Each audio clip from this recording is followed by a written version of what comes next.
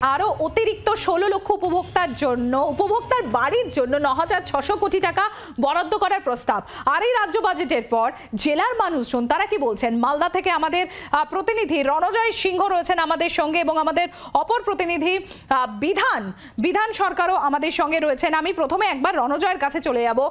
রণজয়, এই যে রাজ্য বাজেটে বাংলার বাড়ির জন্য বাড়তি বরাদ্দ এবং যার ফলে 16 লক্ষ অতিরিক্ত উপভোক্তা তারা উপকৃত হবেন এই বাংলার বাড়ি প্রকল্পে, কি বলছেন সাধারণ মানুষ, মালদার সাধারণ মানুষ তারা কি বলছেন?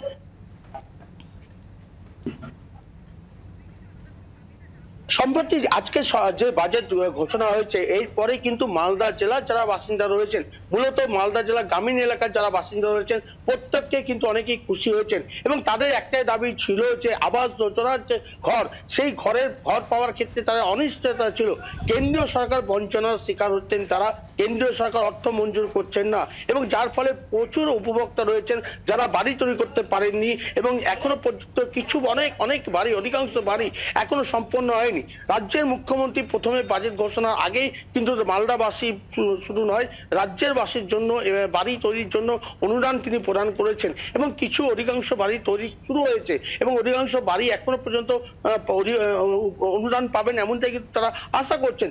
পাশাপাশি যখন রাজ্য বাজেটে এই ঘোষণা করা হয়েছে তখন মালদাবাসী যারা রয়েছেন, মালদার যারা গ্রামীণ এলাকার বাসিন্দা রয়েছেন তারা প্রত্যেকেই কিন্তু খুশি এবং রাজ্য বাজেটে যে পরিমাণে আবাস যোজনার জন্য ঘর দেওয়া হয়েছে, বাংলা আবাস যোজনার জন্য যে অর্থ বরাদ্দ করা হয়েছে তাতে অত্যন্ত তারা সন্তুষ্ট হয়েছেন। তারা আশা করছেন তাদের যে কাঁচা বাড়ি তা পাকা হবে এবং রাজ্য সরকারের অনুদান পেয়ে তারা অনেকটা স্বস্তি পেয়েছেন। তাদের দাবি ছিল যে আবাস যোজনার যেহেতু তারা ঘর পাচ্ছেন না, বাংলা আবাস যোজনার মাধ্যমে তারা ঘরের জন্য আবেদন করেছেন এবং রাজ্য সরকারের যে দুয়ারের সরকার যে প্রকল্প চলছে সেই প্রকল্পে বহু উপভোক্তা কিন্তু ইতিমধ্যে আবেদন করেছেন। ফলে তারা আশঙ্কার মধ্যে ছিলেন যে বাংলা সরকার এই বাংলা আবাস যোজনায় ঘর দেওয়ার জন্য অর্থ বরাদ্দ করবেন কিনা, কিন্তু আজকে বাজেট ঘোষণার পর যখন অর্থ বরাদ্দ হয়েছে তারা অনেকেই কিন্তু তাদের সেই আশা কিন্তু পুনরায় জীবিত হয়ে উঠেছে এবং একেবারে এটা বলাই বাহুল্য, এটা রীতিমতো খুশির খবর রাজ্যবাসীর জন্য। আমাদের অপর প্রতিনিধি বিধান আমাদের সঙ্গে রয়েছেন, আমি একবার বিধানের কাছে চলে যাব। বিধান, কি বলছেন হুগলির মানুষ? প্রথমে 12 লক্ষ উপভোক্তা যারা ইতিমধ্যেই বাংলার বাড়ির প্রথম কিস্তির টাকা পেয়ে গেছেন এবং এবার রাজ্য বাজেটে আরো 16 লক্ষ অতিরিক্ত উপভোক্তার জন্য সেখানে বাজেট বরাদ্দ অনেকটা বৃদ্ধি করা হয়েছে, তো সব মিলিয়ে 28 লক্ষ মানুষ এই সুবিধা পেতে চলেছেন এই রাজ্যের। কি বলছেন হুগলিবাসী, কতটা খুশি তারা?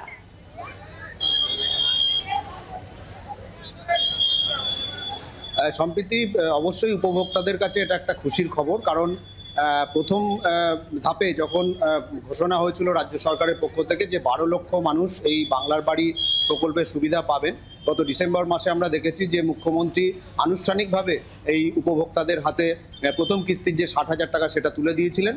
তারপর ধাপে ধাপে কিন্তু সারা রাজ্যে এই যে উপভোক্তা যারা রয়েছেন বাংলা বাড়ি প্রকল্পে তাদের হাতে সেই টাকা পৌঁছে দেওয়া হয়েছে এবং সেই বাড়ির কাজও অলরেডি শুরু হয়েছে। আমরা যেটা দেখেছি যে জেলা শাসকদের নির্দেশ দেওয়া হয়েছিল তারা যাতে একেবারে সরেজমিনে দেখেন যে এই বাড়ির কিরকমভাবে তৈরি হচ্ছে এবং সেখানে যারা ঠিকাদার কাজ করছেন তারা ঠিকঠাক কাজ করছেন কিনা এবং বাংলার বাড়ি প্রকল্পের যে টাকা উপভোক্তাদের দেওয়া হয়েছে সেটা সঠিকভাবে ব্যবহার হচ্ছে কিনা, এবং এই বিষয়টাই কিন্তু সরকারি পুরোপুরি নজরদারিতে চলছে, এটা আমরা দেখেছি। পাশাপাশি আজকে যে বাজেটে 16 লক্ষ আরও অতিরিক্ত উপভোক্তার জন্য 9,600 কোটি টাকা বরাদ্দের কথা ঘোষণা করা হয়েছে, এটাতে স্বাভাবিকভাবেই খুশি হবেন উপভোক্তারা। কারণ আমরা দেখেছি যে প্রথম ধাপে যখন বাংলার বাড়ি প্রকল্পের জন্য যে নাম দেওয়া হয়েছিল সেখানে অনেক অযোগ্য যারা ছিল তাদেরকে বাদ দেওয়া হয়েছিল, কিন্তু বহু মানুষ ছিল যারা যোগ্য, অর্থাৎ যারা অর্থনৈতিকভাবে দুর্বল, যাদের জন্য এই প্রকল্প ঘোষণা করা হয়েছিল বা এই প্রকল্পের টাকা দেওয়া হচ্ছিল, তারাও কিন্তু এই প্রকল্পের আওতায় আসছিলেন না। এই যে ঘোষণা নতুন করে 16 লক্ষ মানুষ এতে অন্তর্ভুক্ত হবেন, এর ফলে কিন্তু যারা এর আগের ধাপে অর্থাৎ এর আগের কিস্তিতে টাকা পাননি বা যারা এই তালিকায় আসতে পারেননি তাদের কিন্তু আবার নতুন করে এই তালিকায় সংযোজনের সম্ভাবনা রয়েছে। আমরা দেখেছি এমনও যে মুখ্যমন্ত্রীকে সরাসরি ফোন করে অনেক জায়গায় বিডিও অফিসের মাধ্যমে কিন্তু এই তালিকায় নাম অন্তর্ভুক্ত করা হয়েছে। আমার চুচুড়ার কথাই যদি বলি, সেখানে কিন্তু বিধায়ক গিয়ে বিভিন্ন জায়গা পরিদর্শন করে সেখানে বলেছেন যে মানুষ একেবারে অর্থনৈতিকভাবে দুর্বল, তার জায়গা রয়েছে কিন্তু তার ঘর নেই, সে ঘর কেন পাবে না, এই যে জায়গাটা এটা কিন্তু অনেকটাই দূর হবে বলে মনে করা হচ্ছে। পাশাপাশি একেবারেই বিধান, অনেক ধন্যবাদ তোমাকে। আমরা কথা বলছিলাম, আমাদের প্রতিনিধি বিধান সরকার ছিলেন আমাদের সঙ্গে। আর আপনাদের জানাই যে রাজ্য বাজেটে আজকে একের পর এক মাস্টার স্ট্রোক তৃণমূল সরকারের বড় বড় ঘোষণা। গঙ্গাসাগর সেতুর জন্য বরাদ্দ 500 কোটি টাকা, 37,000 কিলোমিটার গ্রামীণ রাস্তা বরাদ্দ, সেখানে 1,500 কোটি টাকা।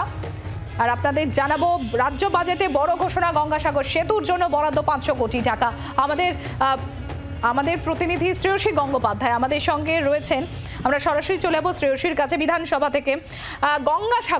গঙ্গাসাগর সেতু তৈরি, শ্রেয়সী দেখেছি এটাও প্রত্যেক বছর মুখ্যমন্ত্রী মমতা বন্দ্যোপাধ্যায় তিনি সোচ্চার হন যে কেন্দ্র কিছুতেই রাজ্যের তরফ থেকে যেটা বারবার বলা হয়েছে এই গঙ্গাসাগর সেতু নিয়ে, সেটা রাজ্য কর্ণপাত করে না, কেন্দ্র কর্ণপাত করে না রাজ্যের এই আবেদনে। এবং মুখ্যমন্ত্রী মমতা বন্দ্যোপাধ্যায় এবারে গঙ্গাসাগর যে উৎসব মকর সংক্রান্তির সময় তিনি নিজে বলেছিলেন রাজ্যই এবার দায়িত্ব নিয়ে সেতু করবে, এবং সেই মতো আমরা দেখলাম রাজ্য বাজেটে গঙ্গাসাগরের জন্য কিন্তু বরাদ্দ ঘোষণা করলেন মুখ্যমন্ত্রী। একেবারে দেখো, তোমাকে তুমিও যেটা কথাটা বারবার বলছিলে যে গঙ্গাসাগর মেলা প্রত্যেক বছর হয়, এবং মুখ্যমন্ত্রী কিন্তু তিনি বারে বারে বলেন যে গঙ্গাসাগর যেতে গেলে সেক্ষেত্রে যেহেতু একটা জলপথ পেরিয়ে অর্থাৎ মুড়িগঙ্গা নদীর ওপর দিয়ে যেতে হয়, ফলে সেই জায়গা থেকে দাঁড়িয়ে কিন্তু কার্যত এক্ষেত্রে ওখানে একটা ব্রিজ হলে ভালো হয়, কেন এক্ষেত্রে শীতকাল থাকে, অনেক সময় নানান রকম সমস্যা হয়, ফলে সেই জায়গায় ব্রিজ হলে ভালো হয়। মুখ্যমন্ত্রী যেটা বক্তব্য যে বারবার এই ব্রিজের জন্য তিনি সেক্ষেত্রে কেন্দ্রের কাছে আবেদন করলেও সেক্ষেত্রে কেন্দ্রের তরফ থেকে কোনো সাড়া মেলেনি, এবং সেই জন্যই মুখ্যমন্ত্রী সিদ্ধান্ত নিয়েছিলেন যে এক্ষেত্রে এই গঙ্গাসাগরের এই যাওয়ার জন্য মুড়িগঙ্গা নদীর উপরে এই ব্রিজটা রাজ্য সরকারই তৈরি করবে, এবং কার্যত সেই ব্রিজ তৈরির জন্য কিন্তু নির্দিষ্টভাবে 500 কোটি টাকা কিন্তু এক্ষেত্রে অ্যালট করা হলো এবারের যে বাজেট, সেই বাজেটে দেখা যাচ্ছে যে এক্ষেত্রে যে টোটাল যে ব্রিজটা, এই ব্রিজটা হবে 4.75 কিলোমিটার, অর্থাৎ 4.75 কিলোমিটার লম্বা হবে এই টোটাল যে ব্রিজটা, এবং সেই ব্রিজটার জন্যই কিন্তু কার্যত দেখা যাচ্ছে যে এক্ষেত্রে 500 কোটি টাকা বরাদ্দ করা হয়েছে এবছর। এক্ষেত্রে মুখ্যমন্ত্রী তিনি জানাচ্ছেন যে এক্ষেত্রে কাজ শুরুর জন্য শুরুর বছর যেহেতু এই বছর, ফলে সেই জন্য 500 কোটি টাকা বরাদ্দ করা হয়েছে, এবং আগামী দিনে কিন্তু এক্ষেত্রে আরও টাকা বরাদ্দ করা হবে যত কাজ এগোতে থাকবে। আগামী বছরের যে বাজেট হবে সেখানে কিন্তু আরও এর জন্য প্রয়োজন অনুযায়ী যতটা টাকা দরকার ততটা টাকাই কিন্তু সেক্ষেত্রে বরাদ্দ করা হবে এই ব্রিজটার জন্য। ফলে সামগ্রিকভাবে যে এই ব্রিজটা, সেই ব্রিজটা এক্ষেত্রে শুধুমাত্র যে এক্ষেত্রে গঙ্গাসাগর মেলার সময় সেক্ষেত্রে তাদের যে পুণ্যার্থী যারা রয়েছেন তাদের জন্য শুধুমাত্র কাজে লাগবে তা নয়, এক্ষেত্রে সারা বছরই কিন্তু গঙ্গাসাগরের মূল ভূখণ্ডের সঙ্গে গঙ্গাসাগরের যারা মানুষ তারাও কিন্তু যুক্ত হতে পারবেন, ফলে তাদেরও কিন্তু জীবনযাত্রার মান, জীবিকা সামগ্রিকভাবে সমস্ত দিক থেকে কিন্তু কার্যত একটা উন্নতি হতে পারে, এমনটাই কিন্তু মনে করা হচ্ছে। এবং পর্যটনের দিক থেকেও অনেকটাই বেশি উন্নত হবে এই গঙ্গাসাগর এই সেতুর ফলে, শ্রেয়সী বলাই বাহুল্য।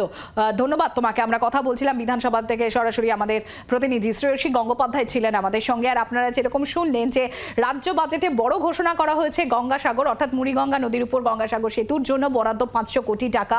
আর আমরা সরাসরি চলে যাব নকিবউদ্দিন গাজী কাকদ্বীপ থেকে আমাদের সঙ্গে রয়েছেন। নকিবউদ্দিন, রাজ্য বাজেটে এই বড় ঘোষণা, আর কতটা সেখানকার গঙ্গাসাগরের মানুষ, কাকদ্বীপের সাধারণ মানুষ, তারা কতটা খুশি, কি বলছেন তারা?